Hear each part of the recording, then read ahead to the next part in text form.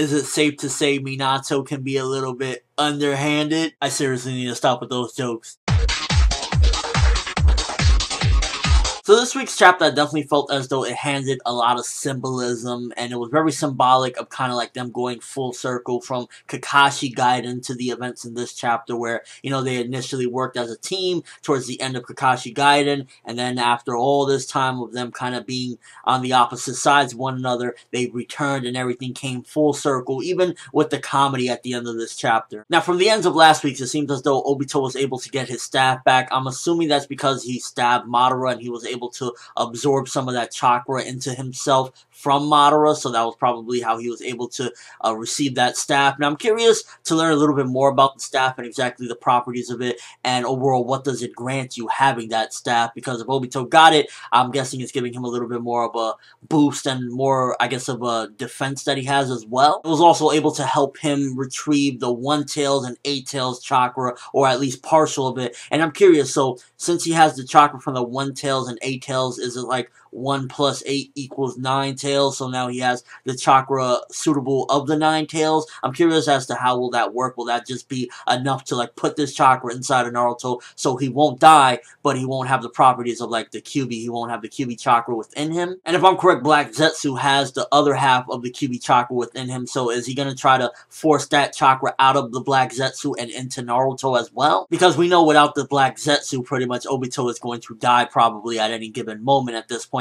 And at this point, it's set up so that he can die, and somewhat respectfully at this point, I guess you could say, because at the end of the day, now he's come full circle. He had his one final team up with Kakashi, and again, it felt very symbolic and very reminiscent, of course, from the events of Kakashi Gaiden, and even the events of where, like, their faces aligned and them two teaming up, except this time now, Obito is strong enough to be in the front. But at this point, without the Black Zetsu, I'd imagine that probably within the next few chapters, if he does give the 9 tails from the Black Zetsu to Naruto, he's gonna die. I mean, unless he's going to survive somehow by having the chakra from the 1 tails and the 8 tails, which at this point it'll be like overkill that Obito is still alive. Nonetheless, I see his death not that far off. Now, first when the technique from Madara was mentioned, Limbo, I was curious, oh, is this some sort of new technique from Madara? But I'm guessing that's the technique that he used against the Tail Beast to push them back using the Rinnegan. And I'm guessing the reason why he didn't use it against Obito is because Obito could pretty much just have the technique pass through him by using his Kamui. And wow, Kishimoto, I'm not gonna lie, I was just like, what the fuck? Minato is now there, armless. He has no hands, no arms, no nothing. And he's still trying to go in. He's still there. He has the kunai in his mouth. And I'm just like,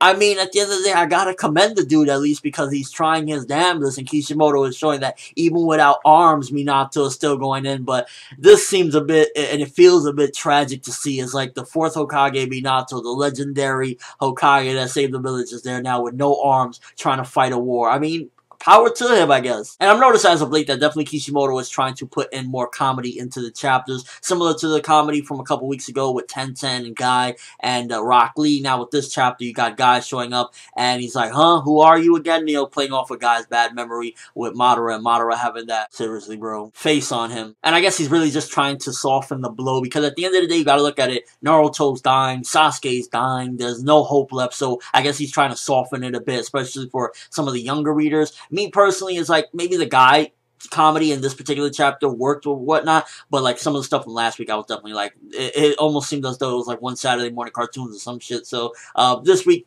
comedy was alright with Guy. I mean, it ended up playing off very well as far as, like, you know, the whole memory thing. And overall, with this chapter, I'm just really glad we finally got progression. With last week's chapter, it felt as though everything was at a standstill, and I'm glad that Kishimoto got the ball rolling, even with Obito there. Obito actually doing some interesting things and just kind of bringing some of that, I guess, emotion back and kind of making everything feel like it finally went 360, a symbolic, you know, Obito, he went down a dark path, but he's back on the right path, even though how much longer he has, only time will tell. Some of the stuff in the chapter I really didn't care for per se. I felt as though the flashbacks, while they added a little bit to the whole symbolism thing, I mean, at the end of the day, they've been done to death, so it was just like, it adds somewhat to the whole 360, you know, coming around and everything, but we've seen so much of it that I was just kind of like, eh. Also, Sakura saying how scared she was that she forgot to breathe for a moment, I was like, Yeah, that's Madara Uchiha, bitch. You better be. I'm just glad we got progression in this chapter with Obito pretty much ripping out a 1-tail and 8-tail chakra from Madara, getting through to the other dimension to save Naruto, and seemingly he's gonna save his life. But I'm guessing once we get back to Sasuke, because remember he was near death as well, I'm hoping that time has passed, because if not, this entire time,